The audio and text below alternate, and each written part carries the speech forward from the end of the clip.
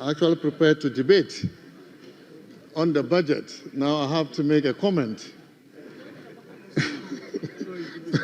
Mr. Speaker, this budget that was presented by the Minister for Finance lacks credibility in many ways. They promise to give jobs to the youth of our country, but the budget cannot deliver jobs. They promise to grow the economy. The budget cannot deliver growth. For example, a criminally mismanaged economy in the words of President Mahama produced economic growth of 5.7% in 2024. The reset economy is projecting to grow at 4%. I thought that if they really meant to fulfill the promise of growing the economy, taking over from us with a strong growth, they would have projected to grow above 5.7%. Unfortunately, that is not to be. Mr. Speaker, the credibility issues in this budget are due to inconsistencies between the budget text, the text of the budget, and the appendices, which constitute the meat of the budget. It's also because of the underfunding of priority initiatives. Almost all the priority initiatives of the government, whether it is Nkoko Nkitiki, Nkitinkiti, whether it is Ajumawura, whether it is the National Apprenticeship Program, they are all relying on the vote for goods and services. But the goods and services vote, Mr. Speaker, is heavily underfunded in this budget. If you look at appropriation, in appropriation, allocation of 6.9 billion Ghana cedis has been provided. But if you go to the appendices to see the specific expenditure allocation to the various MDAs, goods and services total 22 billion Ghana cedis. And so I see a mismatch, inconsistency between what is in appropriation, which led to the fiscal balances the minister announced, and what is actually contained in the appendices under expenditure allocations for the various MDAs. And so goods and services has been heavily underfunded to the extent that we have a funding gap of about 15 billion Ghana cedis.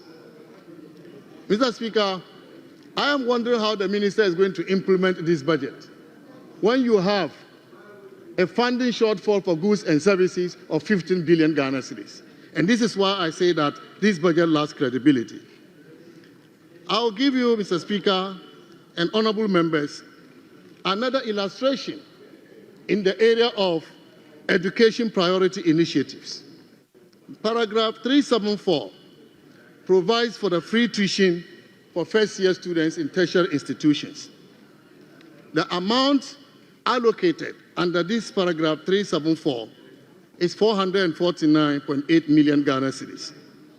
In paragraph 375, allocation for sanitary pads for students, 292.4 million Ghana cedis. Paragraph 380 provides for 565.6 million Ghana cedis for textbooks. If you total all this, Mr. Speaker, you get 1.3 billion Ghana cedis. Meanwhile, when you go to appropriation in the appendices, only 800 million Ghana cedis is provided, a shortfall of 506.7 million Ghana cedis. Again, Mr. Speaker, how is the government going to implement these education priority initiatives when the same government is heavily underfunding these initiatives? Mr. Speaker, let's look at agriculture for economic transformation. The budget lists the initiatives under this program as Feed Ghana, Ghana Grains Development, Vegetable Development, and Nkoko Nkitinkiti. Mr. Speaker, paragraph 390 of the budget provides that a total of 1.5 billion Ghana cedis has been allocated towards the implementation of the Agriculture for Economic Transformation Initiative. But, Mr. Speaker, again, you go to the appendices, which is the meat of the budget, and only 924 million Ghana cedis is provided there. Again, a shortfall of 575.6 billion Ghana cedis. And so, Mr. Speaker, we can also look at the Big Push initiative. It's a $10 billion initiative. Average for the 4 years of President Mohammed's term will give you 2.5 billion United States dollars. If you use the exchange rate used in the budget, 16 cedis to $1, $2.5 billion will give you 40 billion Ghana cedis. Meanwhile, in appropriation, only 13 billion Ghana cedis is provided for the Big Push for this year. Again, there is a funding gap of 27 billion Ghana cedis. Wow. Mr. Speaker, all the major initiatives are underfunded. Many inconsistencies between the text of the budget and the appendices. And Mr. Speaker, with this underfunding of these great initiatives, as they want us to believe, I am wondering if President Mahama is ready to fulfill the promises that he made to the people of Ghana. Minister, be careful. Mr. Speaker, the credibility of the budget is further questioned by the fiscal balances announced in the budget, both for the 2024 outturn and the projections for 2025.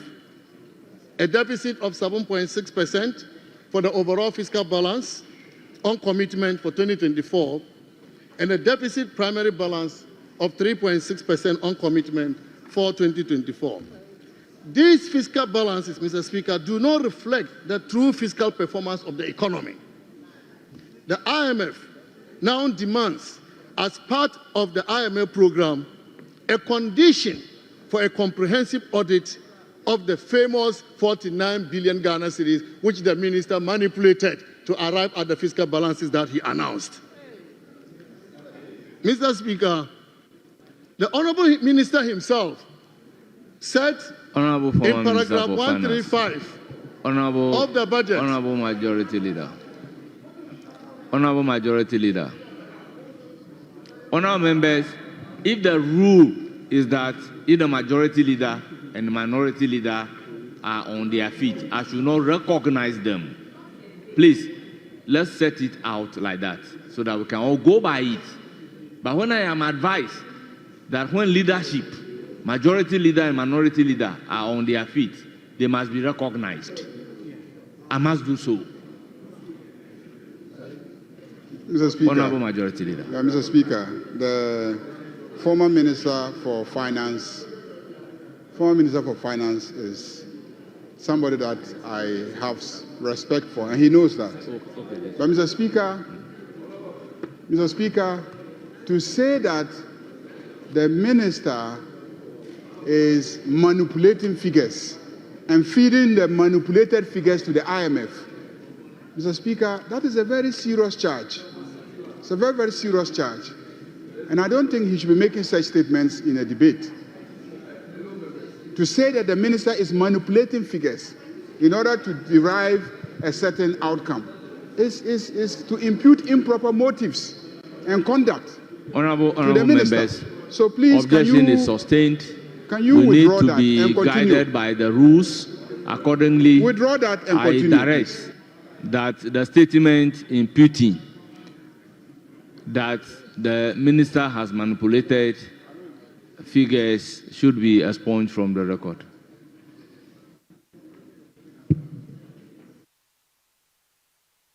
Yes.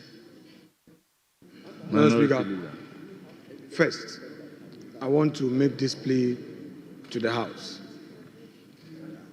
This issue about the budgets is all political. This House is the highest debating platform in our governance structure. If the understanding is that we should allow the comment to flow, I will plead with all of us through our leader that we should allow same to be observed. we will take turn to be raising points of order to, then we should say so. As far as I'm concerned, the former Minister of Finance made that statement in context. And what has happened within the last 5 minutes is basically to distort the flow in his comment. Mr. Speaker, you see, it should never be said of the majority leader. Majority leader, it should never be said that you are now, distorting the debates. It shouldn't be said that this is being done by the majority leader, because since morning, from trying to arrest a question, raising constitutional issues and standing orders and all that, now to Honorable Amin Adam, a very innocent soul.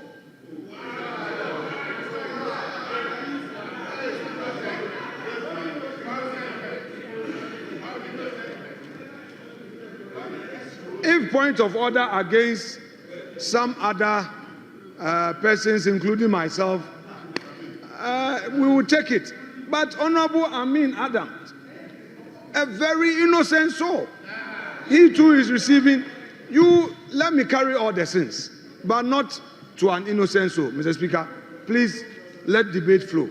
Honorable members, let's make reference to Standing Order 123, 2B, and be guided accordingly. Honorable member, you may proceed. Thank you, Mr. Speaker. The Speaker will take the chair. I'm talking about the famous 49 billion Ghana cedis that was put in the fiscal framework to drive some erroneous fiscal balances, as a result of which the IMF itself has called for an audit of that figure. In fact, even before the IMF asked for an audit, the minister himself, in presenting the budget, paragraph 135, stated that he is yet to audit these figures. And so I am wondering why the minister will use unaudited figures, to determine fiscal balances for the economy. Figures he himself is yet to audit. Then the minister will use that to drive fiscal balances and announce the fiscal balances to the whole world. Mr. Speaker, this is not how we manage an economy. When you use unaudited data, to drive figures based on which you make economic decisions. Mr. Speaker, as a result of using the unaudited data and announcing erroneous fiscal balances, Ghana has started suffering from this in terms of financial losses. Mr. Speaker, Ghana's sovereign bonds, our sovereign spreads, that is the cost of borrowing, is now in the range of 700 basis points, when they were around 500 basis points just 3 months ago. Mr. Speaker, Bloomberg actually reported on the same day the budget was presented that because Ghana has missed the primary fiscal target, which is a consequence of using unaudited data to drive that fiscal balance, Ghana's dollar, our dollar bonds due 2035, declined by 1.8%. Our notes maturing in 2029 declined by 1% on the dollar. Mr. Speaker, we are already suffering from financial losses as a result of what the minister has done. How can we do this to ourselves? This demonstrates lack of confidence in the economy by international markets.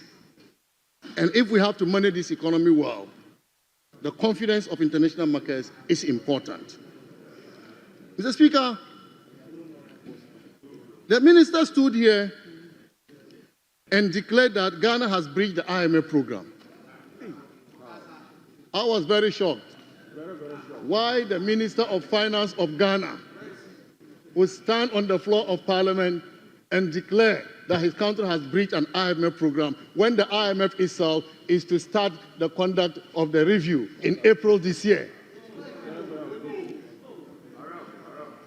Mr. Speaker, this is not done. After realizing the effect of such declaration, that infamous declaration by the minister, the government is now considering waivers. They are now considering asking for waivers before the IMF does the review in April. If you're asking for waivers, it shows that you have no credibility in implementing an IMF program.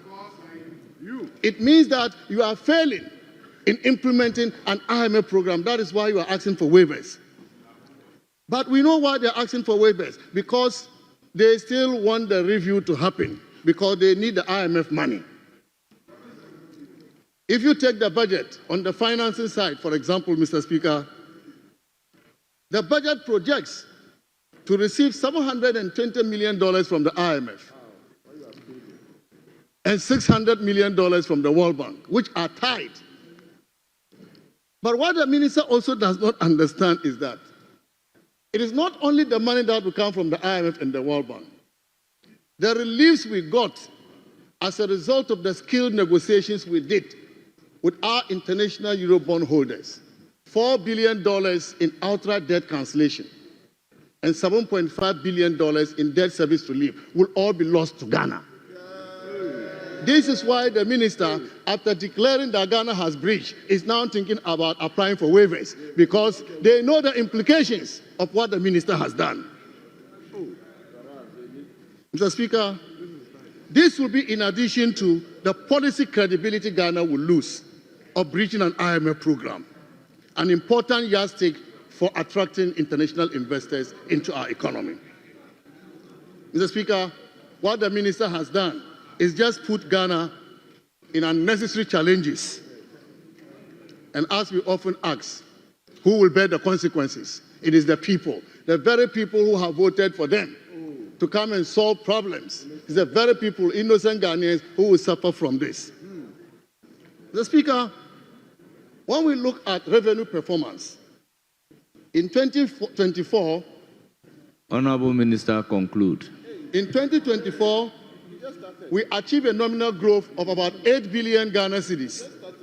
This budget, 2025 budget, the minister is projecting a nominal growth of 38 billion Ghana cedis. Meanwhile, the revenue measures outlined in the budget are very weak. They are mostly compliance measures, and I'm wondering who can quantify compliance in revenue terms. So how is the minister going to achieve this revenue projection? And this is why, Mr. Speaker, I am saying that this budget lacks credibility. The numbers do not add up. This budget will not solve any problem. It won't provide the jobs, and it won't provide the economic growth that they are promising. I thank you, Mr. Speaker, for the opportunity to comment on the budget.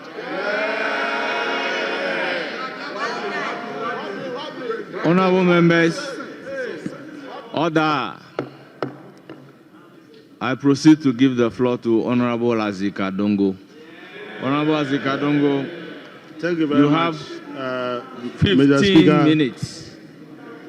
Mr. Speaker, listening to my colleague, I can understand they are very dazed and they are still recovering from the kind of budget they never expected Ghana would ever have. Mr. Speaker, they are wondering how we put together such a budget without going to borrow $3 billion from the international capital market. For them, that type of budget can only be financed with borrowing on the international capital market, and even use some of it to celebrate with kinky and fish.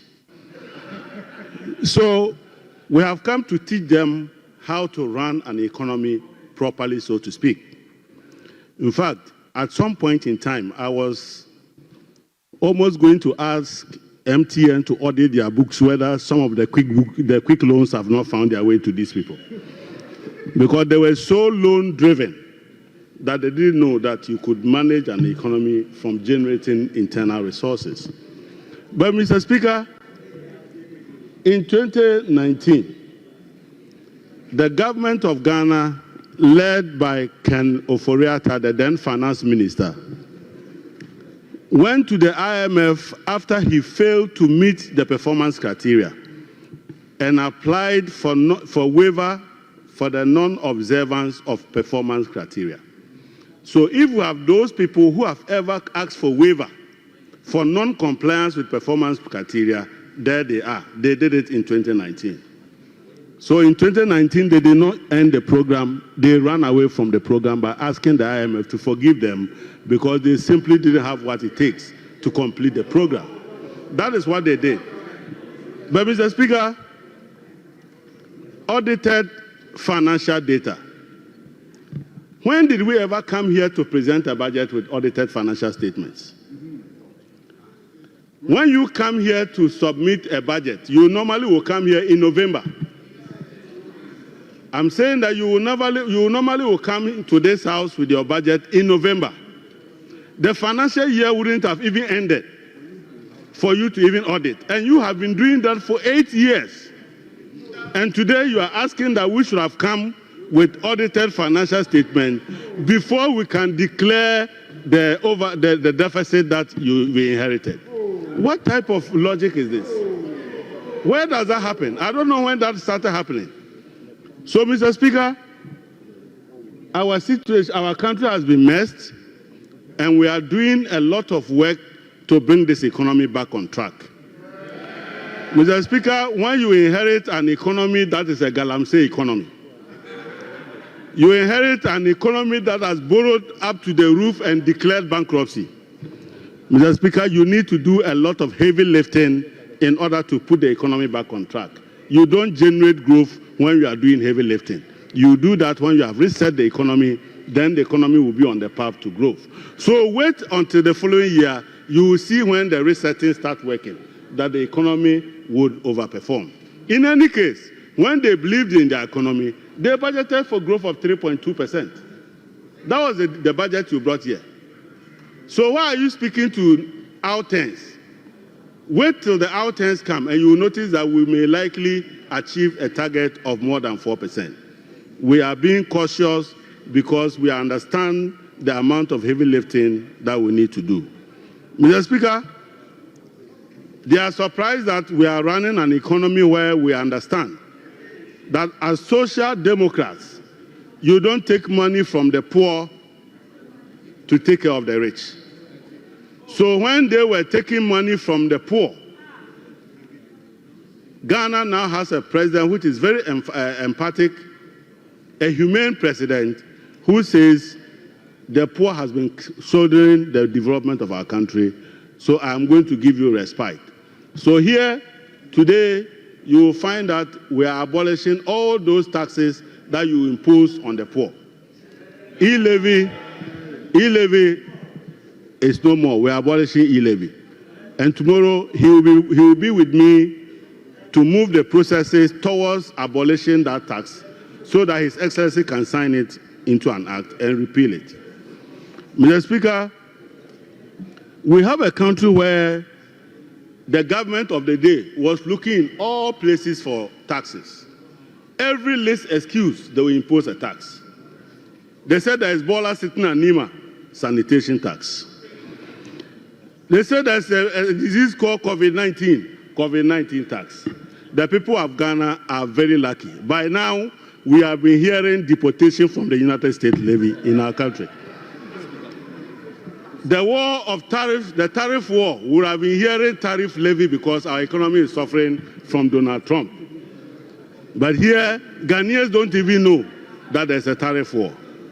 Ghanaians don't even know that Ghanaians are being deported because we will not ask them to pay levies for the people that are being deported. And this is how we are going to run this economy and teach you so that next time in 2058, if you ever happen to come back here, you will not be imposing taxes on the poor. Mr. Speaker, I heard somebody mention gold for oil. Please,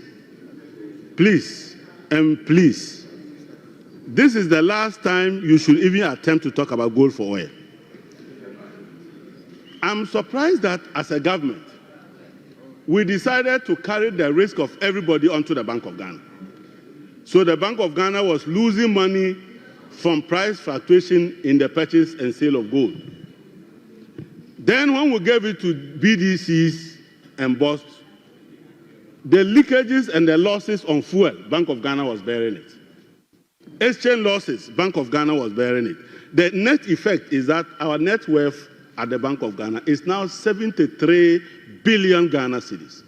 That is what we are seeking to stop.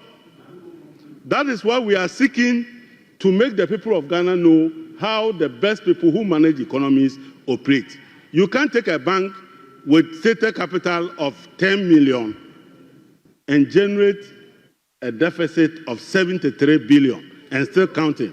And you are asking us to continue that obnoxious policy which created this type of situation. We will not do that. We will find a better way to support the system and make sure that the city is truly stable. And you will see how we are going to do that. And we will show you how to do it.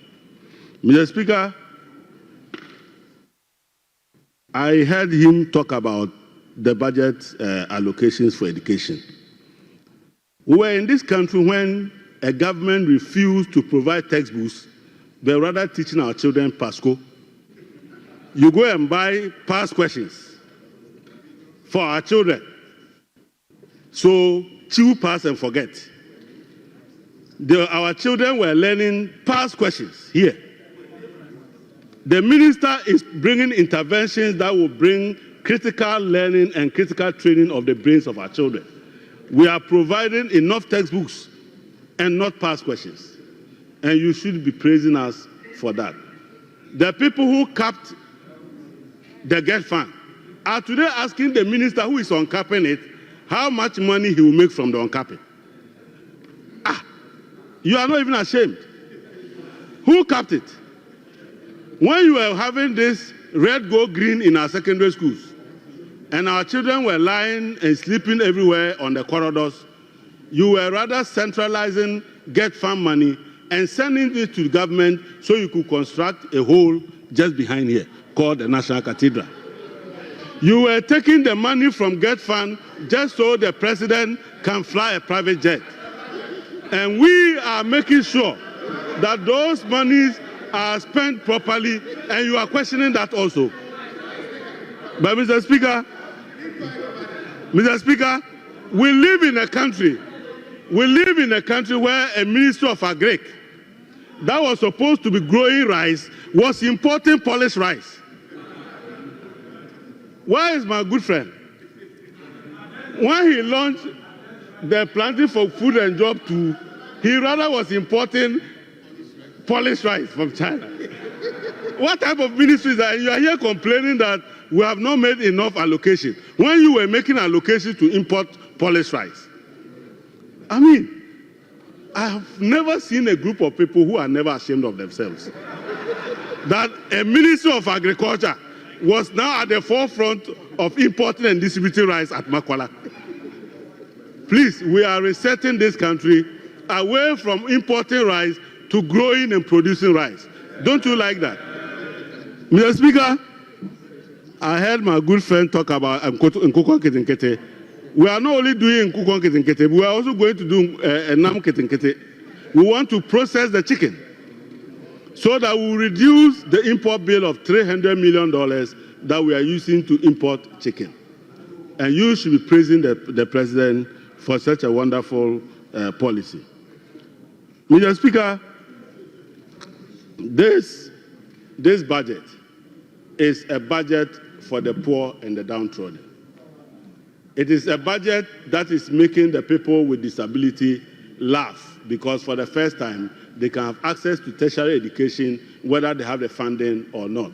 Thanks to my big brother, the Minister for Education, that will happen in our land. This is a budget that makes sure that even if you don't have the money, the state will help you pay for your first school fees. At the end of the day, this is not the type of budget that puts our children into NAPCO and rob them of their allowances. This is not the kind of budget where the government didn't have money but was busy breeding ghosts and paying them. And failing to pay national service personnel, but they had money to pay ghosts. This is not a type of budget. This is a human-centered budget where the ghosts are back. Some are sitting at the back there. When you are going, look over, there's a cemetery there. They are back in the cemetery. If you pass through Awudomi, you see some of them that they are crying that we have taken away the money they were chopping at NSS. This is not the type of budget that we are here to joke with. But, Mr. Speaker, we have a government which for several years prioritized sloganerism and not develop our country. We are bringing a big push. We have made an initial allocation, and you are complaining. But when you said the year of roads, what we saw was that your own vehicles were getting stuck in your campaign travels. We are not going to do year of roads. We are going to do proper roads. And you see, every Friday, this gentleman will give you an update on what we are doing to fix our roads. But, Mr. Speaker, apart from that, we were in this country when we heard that there was a minister for railway development, a minister for aviation, a minister for port, and a minister for transport. Now we have almighty one man. He doesn't have macho hands, but he has this one. He is the only man doing aviation, doing railway, doing port services. The work that 5 of you were doing, only one man sitting here is doing them. And you are not clapping for him. Mr. Speaker, when you see that man, you have to clap for him. Honorable member, you have 1 more minute. Thank you very much. I was so engrossed, I didn't know Speaker has come. Thank you very much, Mr. Speaker.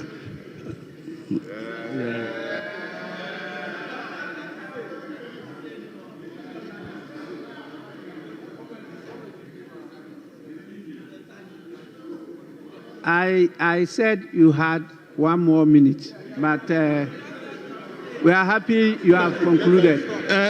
Thank you very much, Mr. Speaker. You have scared some people. They don't want to see me on my feet.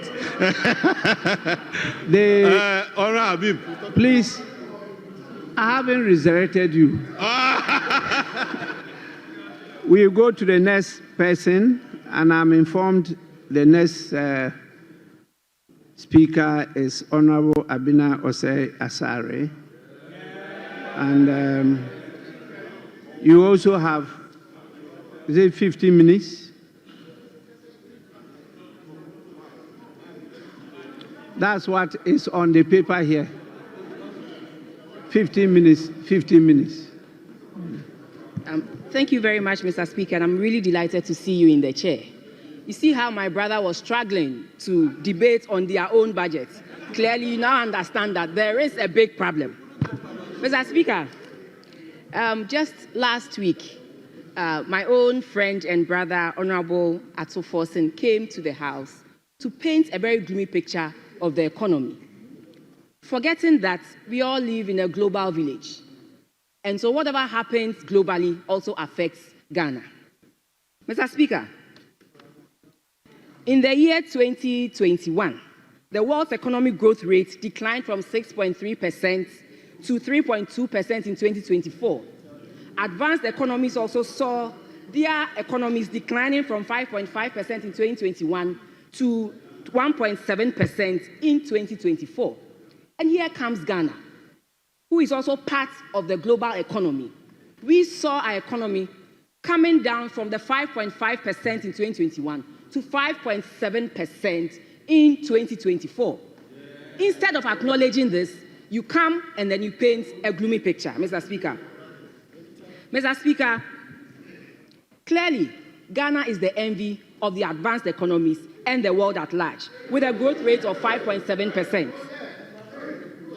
Mr. Speaker, let me remind my brothers on the other side that when they were leaving government in 2016, what was their growth rate? 3.6% against a revised target of 4.1%.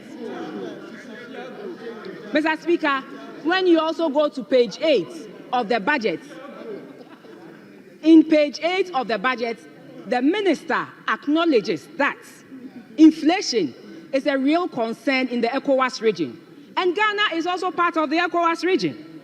And so minister comes here to paint a picture as if Ghana is not part of the ECOWAS region, and we are all trying very hard to tame or bring down inflation. Mr. Speaker, from 2022, we brought inflation down from 54% to 23.8% in December 2024. Mr. Speaker, ask them, prior to 2016, and all the 3 years to 2016, Mr. Speaker, they never went through what we had to go through. But what happened? In March 2016, their inflation was 19.2%. And in December 2016, all they could do was to bring it down to a few basis points, to 15.4%. They missed their target of less than 11% of inflation. So please, you should know better. Mr. Speaker, again, my brother on the other side, Honorable Adongo, mentioned the fact that we are not going to borrow, but yet in your budgets, you have 700 million coming from IMF and 600 million coming from the World Bank. What is that? Is that free money or is that your own money in US dollars? I always tell people that the devil is in the detail. Always look in the appendices and then you find what they mean by that. Mr. Speaker, again, in 2016, this government increased their debt from 2009 to 2016 by 20 billion. And what did this result in? It resulted in a dip in the GDP by 8.8 billion Ghana cedis. This same 20 billion is what we put on our debt from 2017 to 2024. And what did we do? We rather added $20 billion to our GDP. Now GDP is 1.2 trillion Ghana cedis. 1.2 trillion Ghana cedis.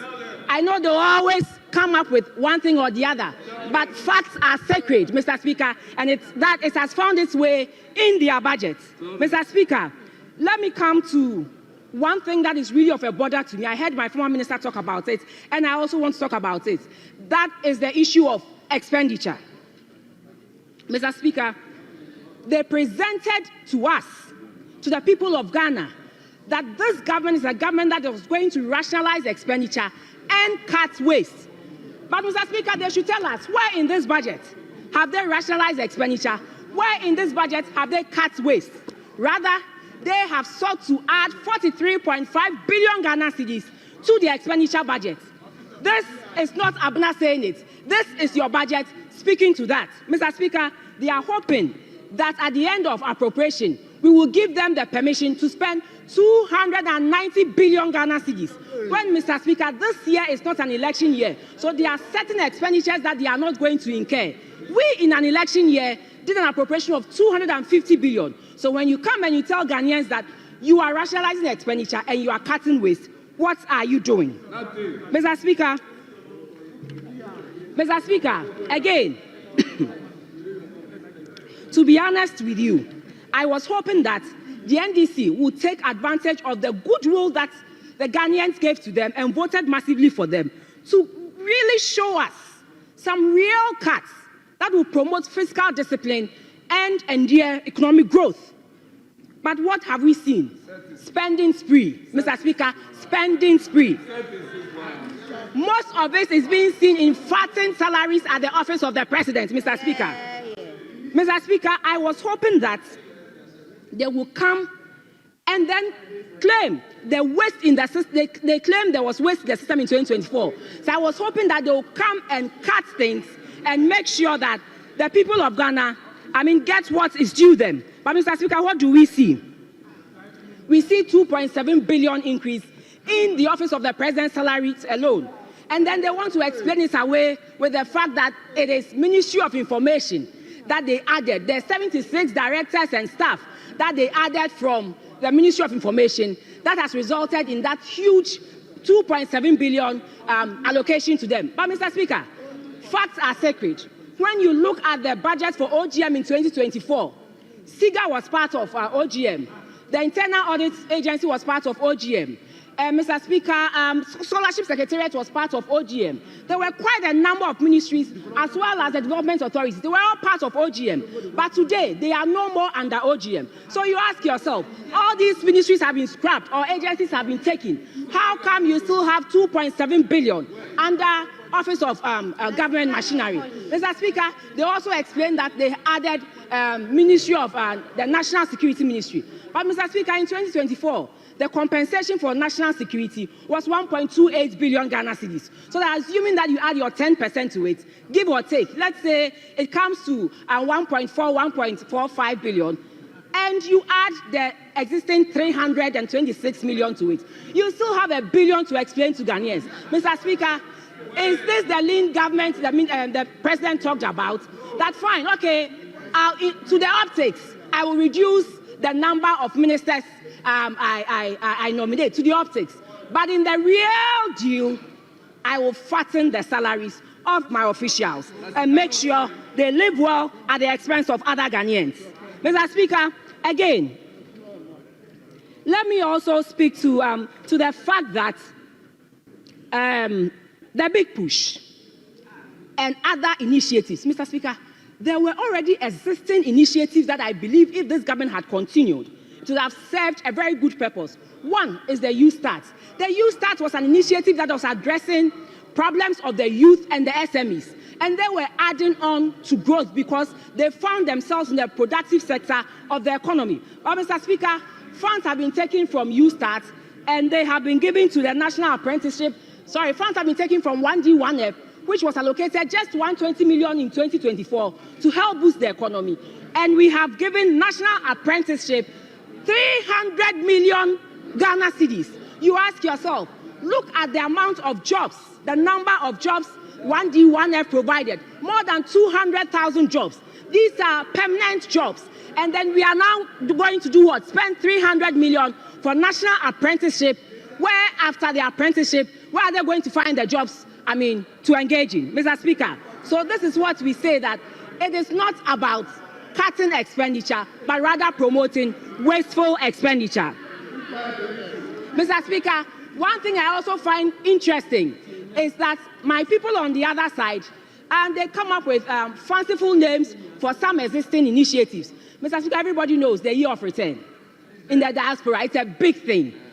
They claim they want to reset the economy, and they just change it to what? Black Star Experience. Interesting. Year of return. It has more meaning than just what? Black Star Experience. What's the meaning of that?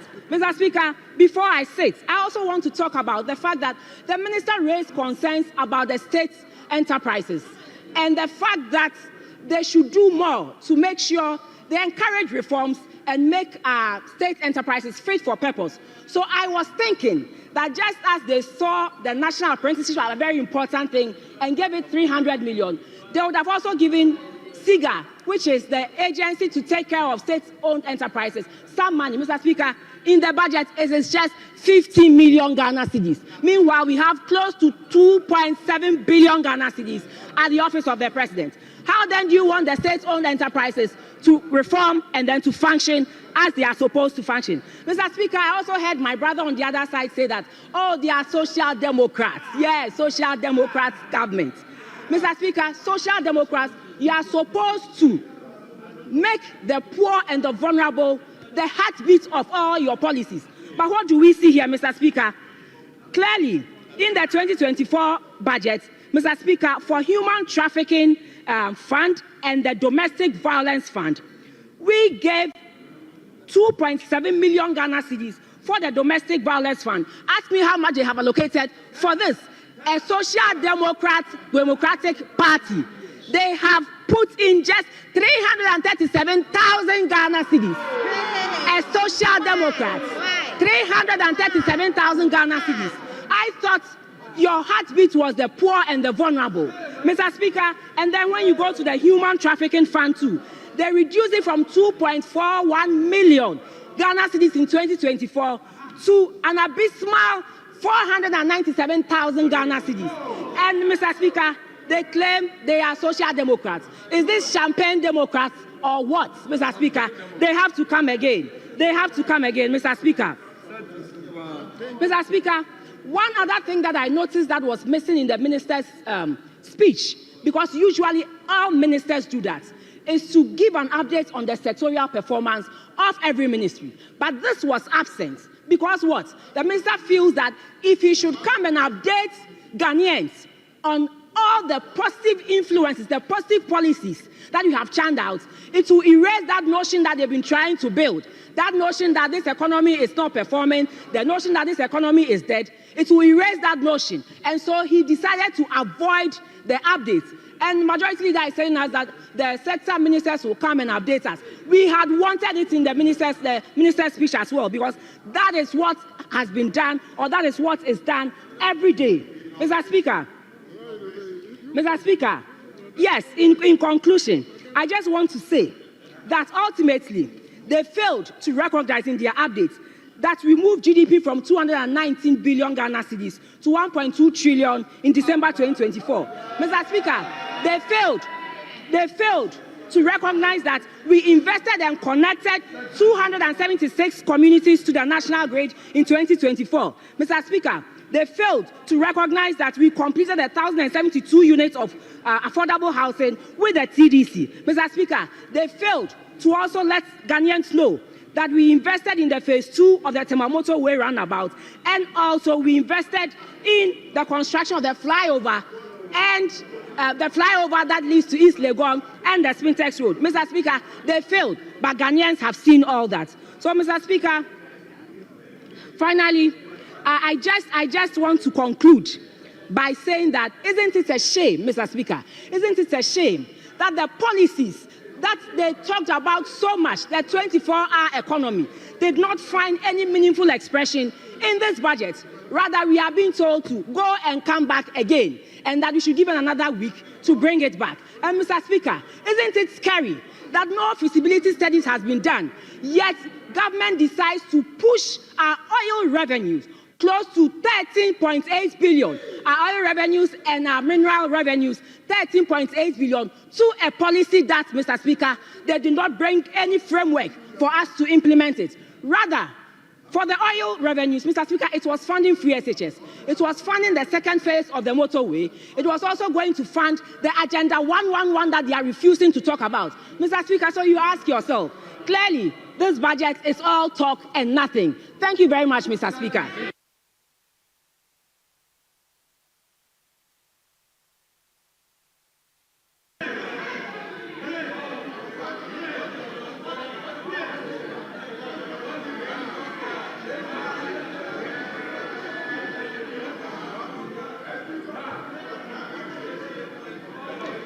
Honourable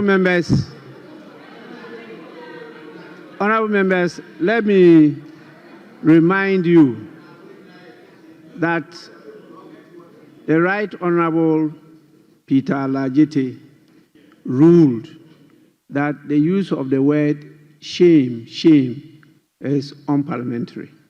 I think that was a good ruling, and I'll go by it. So please, members, stop using the word shame. It's now, honourable members, it's now the turn of Honourable Richard Achampon. 15 minutes. 15 minutes. Mr. Speaker, thank you very much for the opportunity to comment on the statement made by the Finance Minister. Mr. Speaker, I heard my honourable member say that a lot of items, a lot of issues are missing in the report. But, honourable member, sit down and listen to me before you leave.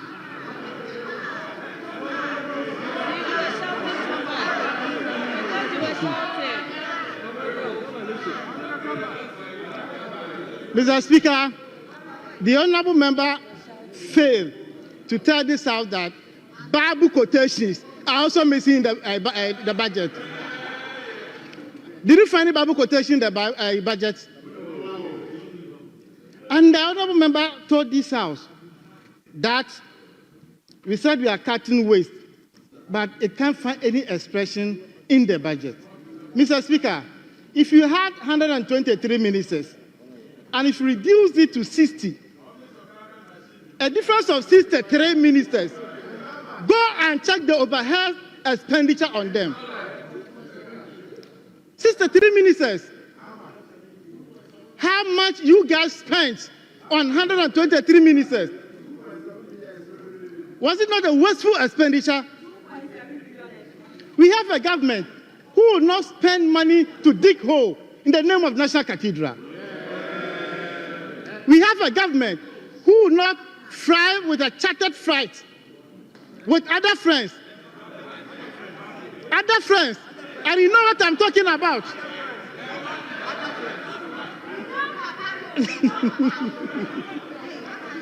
Mr. Speaker, we have a president who will not take national resources to pay ghosts.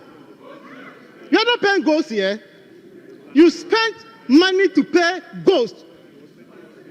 And you are saying that GDP grew by 1.2 billion. Does it have a direct reflection on the lives of the ordinary people on the streets?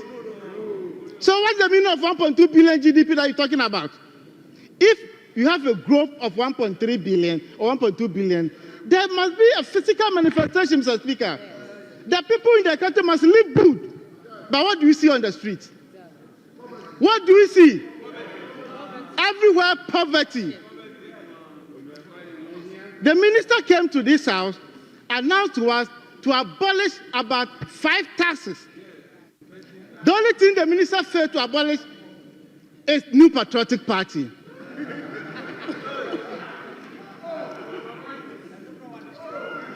Mr. Speaker, I refer my colleagues to the 2017 budget presented to this House by Honorable Ken Oforiatta. The team is sowing the seeds for growth and jobs. I refer the House to paragraph 5 of the budget statement. Mr. Speaker, I read. Mr. Speaker, let us acknowledge that we have inherited a challenged economy with considerable debt overhang and rising interest payment caused by excessive borrowing. These are your words. At the time, Mr. Speaker, our debt stock stood at 122 billion Ghana cedis. Today, our debt is 727 billion Ghana cedis. Mr. Speaker, at the time, our interest payment was 10 billion Ghana cedis. You ended 2024 by paying an interest of 46 billion Ghana cedis. So 46 billion and 10 billion, which one is higher? Which one is higher? And you have a former deputy finance minister, a former minister of state, telling us that they did well, so we should clap for them. But Mr. Speaker, members should take orientation seriously in this house. After she was done, I saw them clapping. Do you clap in Parliament? Oh, we invited you to her, you refused to attend. You see the effect. You see the effect. Mr. Speaker, let me walk my sister through the data provided to this House. I refer you to table 33, 34, and 35. You grew cocoa sector by negative 22.4. Livestock, NDC did 5.4%, you did 3.5%. Forestry, we did 2.9%, you did 2.5%. Fishing, we did 3.1%. Asking me when.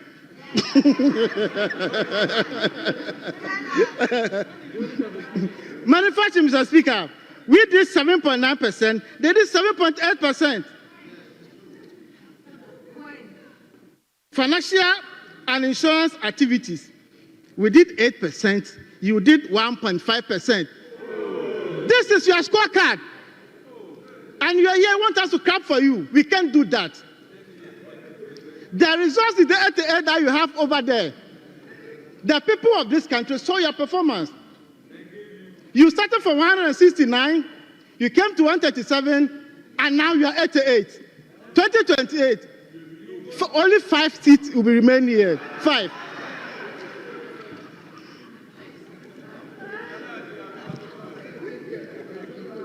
Mr. Speaker, depreciation of the cedi.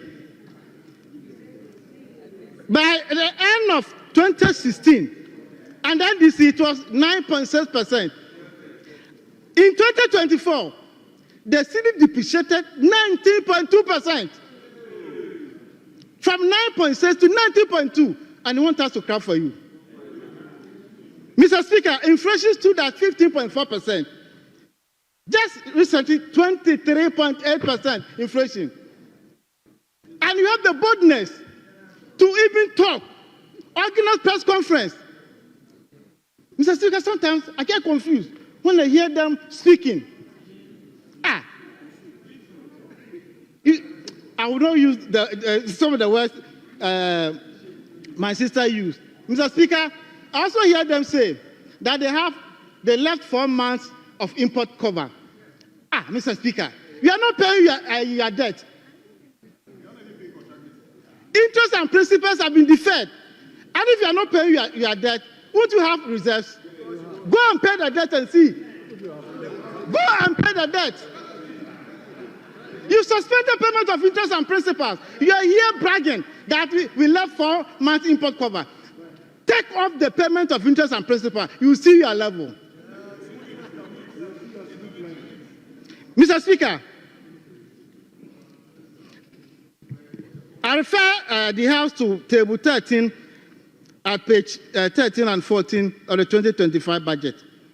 Mr. Speaker, we have a government who decided that all statutory payments should be in arrears.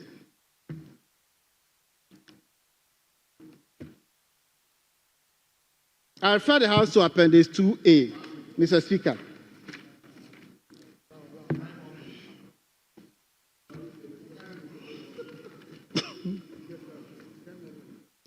By the end of 2024, Mr. Speaker, statutory payment stood at 10.4 billion in arrears. Common fund, health insurance, GET fund, road fund, all were in arrears. And government is saying we are going to decap national health insurance, road fund, and make sure that resources are made available for those institutions to do their work. And we are allocating 7.5 billion to DACF. Mr. Speaker, and the instruction is the administrator should transfer not less than 80% to the local level for development. Under your administration, you sat in Accra, awarded contract, building 100 quarter facilities. You go to the district, you ask the DCE or the regional minister, who is the consultant, who is the contractor? They don't know. How much did it cost the state to put up the facility? They don't know. We invited the Chief Justice. He has no idea whatsoever. So the money that was meant for local development, somebody sat in Accra, awarded contract, and imposed those contracts on the assemblies. So go to our villages, you see poverty. Officers are there working, but no resources. They take monthly salaries, but they don't have resources to work. NDC say no, we should transfer not less than 80% to the local assemblies for development. To wait, you don't like this good news. Do you want people to beat you again? Do you want beatings? Mr. Speaker, in the budget, the minister has allocated 1.5 billion for agriculture for economic transformation agenda. The minister is here, and they are saying they can't see this in the budget. We promised the people of this country that we'll set up Women's Bank. We have allocated 51.3 million to start the processes. It's not the seed fund. So stop misinforming the public.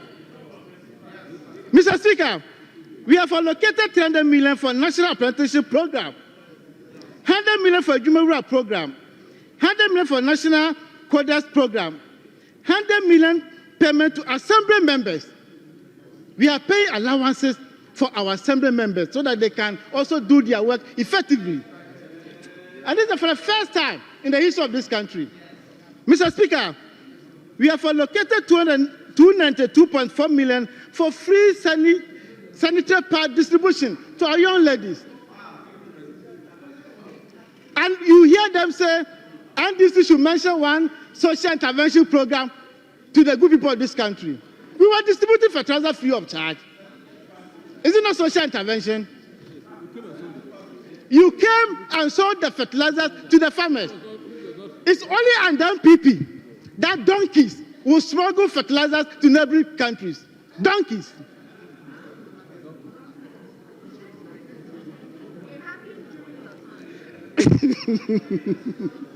Mr. Speaker, so this budget that was presented to the House is giving us hope. It's budget of the future. We need to put our hands together and make sure the implementation is done and done well. Because by the end of the day, if prices of goods and services are stable, all of us will benefit. If you go to the market, nobody will ask your political affiliation before they quote the prices for you. So this is a government, because the good people of this country gave the NDC 1.7 million vote difference. It tells a story. They wanted to separate us from you. So, Mr. Speaker, we are inviting everybody, including our friends from the other side. Because you know, whether you join us or not, we can do government business. But it will not be fair to leave you behind. Come on board so that together we'll develop this country. Mr. Speaker, I thank you very much for the opportunity.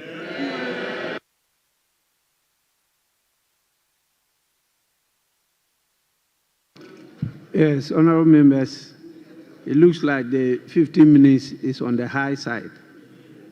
Members are not able to exhaust the 15 minutes. With your kind permission, we may reduce it.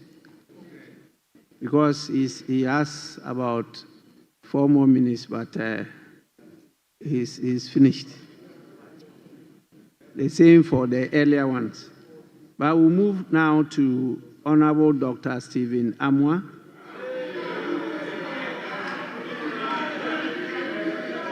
Fifteen minutes.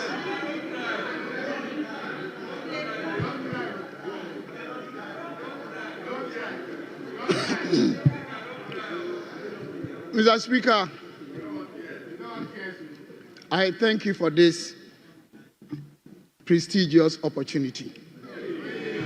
It is extremely important that people appreciate the fact that we are dealing with an area that is not just like having the discretion to describe what you see. Essentially, you deal with numbers. It is numerical in nature. Thank you. So we need to appreciate that. Mr. Speaker, I'm holding what Dr. Forson came to this August House to present to us. Just an extract. And I'm quoting him. 2025 budget speech presented by Dr. Forson, MP, Minister for Finance. Mr. Speaker, we inherited an economy in deep crisis, hard hit with debt. Mr. Speaker, the same budget they presented this year. I want each and every one here, Tom, Dick, and Harry, to understand the fact that anybody that concentrates only on the nominal figure when it comes to debt is suffering from unconscious incompetence. Because, Mr. Speaker, practically, you can pick a very rich man such as Kwame Despite, as we all know, whose debt runs into billions of dollars. And you can pick somebody like Dr. Stephen Amua. I also have a company. My debt running into just thousands of Ghana cedis. But mine is an issue because it can only be analyzed based on my asset value. So we talk about debt to GDP. And this is where I want us to teach the students out there the right thing. This house is very august, and we need to accord it that reputation. It is extremely important. Mr. Speaker, they presented 61.7 thereabout percent in terms of debt to GDP that we left for them. They are saying we left it in crisis. This is their own budget. Mr. Speaker, this is 2016 budget. They did it. They left debt to GDP over 70%. It's only Ghana. I'm giving what they even wrote. It's here. It is only Ghana that a caretaker of an institution will leave a debt to asset value or percentage over 70%, comes back for the same institution, met 61.7 thereabout, and the person will describe yours because the NDC are brothers and sisters they believe only in communist inferior taxes, propaganda. They think it's all about lies. Mr. Speaker, let's not go there. We are talking about our GDP. This is what I have. This is the world's global economic growth target. It was what? 3.2%. Mr. Speaker, we left 5.7%. Mr. Speaker, this is their own budget. They just presented. This is debt to GDP is 61.7, better than yours. See this. This is the most recent budget they left. Mr. Speaker, just look at a few of the relevant items. 2016, agri growth was 2.7%. We left 2.8. Crops, they left 2.2. We left 3.2. Mr. Speaker, industry, they left 4.3. We left 7. Mr. Speaker, I think it is appropriate you accord this house the needed respect. It's a reputational house. Your constituents are watching you. So can you allow me to speak? Mr. Speaker, when it comes to mining and quarrying, they left negative 0.2. We left 9.4. When it comes to electricity, they left negative 5.8. We left 2.0. When it comes to construction, they left 8.4. We left 9.6. Mr. Speaker, now you come to services.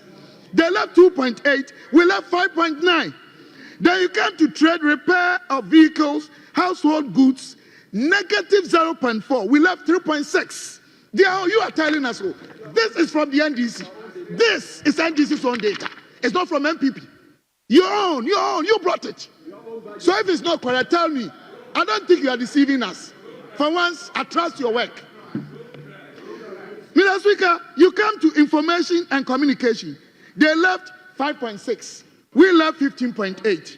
Mr. Speaker, education, all over the world, the most essential areas in any serious socio-economic jurisdiction is twofold, education and health. That was why a lot of Ghanaians were surprised that as a social democrat, you could even withdraw teachers and nurses' allowances. You have no idea how to manage a sustainable economic framework. You only do propaganda. Mr. Speaker, 2016, they left 2.3. We left 2.7. Health and social work, they left 4.0. We left 4.4. Then you come to the house, you wrote that we left economy that is in crisis. Thanks be to God, talking about the economy, as I said, it's not describing what you see. Mr. Speaker, then let's talk about serious issues here. COGM against education and other aspects. In fact, the monies they are actually taking to Office of Government Machinery. Mr. Speaker, in terms of percentage increase, it is 728.22%. It has never happened in the history of this country before. Do you mean to build this economy? Do you mean to build this economy for tomorrow? Do you see the poor ones on the street there? Do you care about their future? Do you drive between Adanta and Ridge? Do you see the case there? Have you been to Mokola? See how our mothers are suffering, and you are taking everything to listen. You cause it. You are causing it. Mr. Speaker, yeah.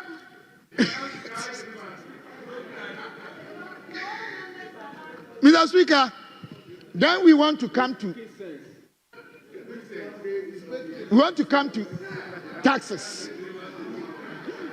This is of great importance to me.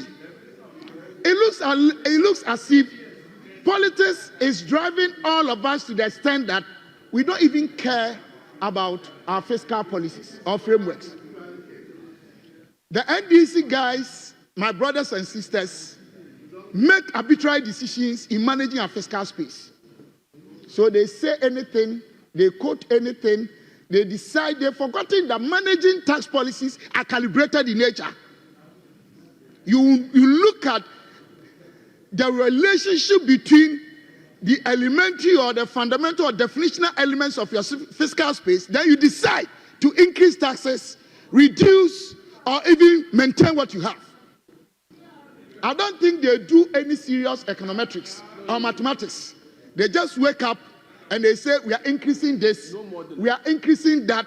There is nowhere in this world that you just wake up one day and say you want to increase taxes and you do. No. Check 2017, under His Excellency, Nana Addo Dankwa Akufo-Addo, the man that you guys will remember one day. He actually reduced or entirely took away tax items amounting to about, in terms of nominal figures, between 12 and 17. These were the days that Kayayo tax, condom tax, real estate tax, medicines imported but not produced in Ghana. Go and check. But after we got to a situation where our fiscal space got bad, he started increasing. That's the prudent management of any economic jurisdiction. It's not the way you do yours. Mr. Speaker, when it comes to debt, even if I want to go by their figures, you have the unprecedented record in the history of this country. 2009, NDC government met total debt of 9.2 billion Ghana cedis. 2016, when they were leaving Ghana, it had moved to 122.3 billion. In terms of percentage increase, 1,222.8%. It has never occurred. Sometimes I want to ask you, nobody wants to tell me, that are you truly social democrats or capitalistic in nature? Because you can't do proper policies. You can't manage the economic indicators. So what are you? I want to know. Just as I think Peter asked Jesus, who are you? Are you socialistic? You're always bundling around propaganda. Only lies and deception.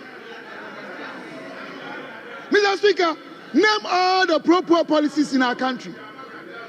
Name all the pro-poor policies, both in kind and cash.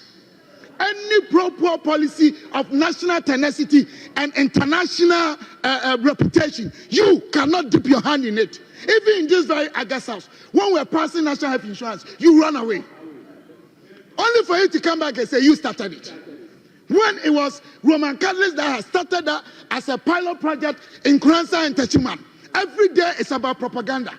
We are doing free SHS. You kicked against it. You spoke against it. You insulted us.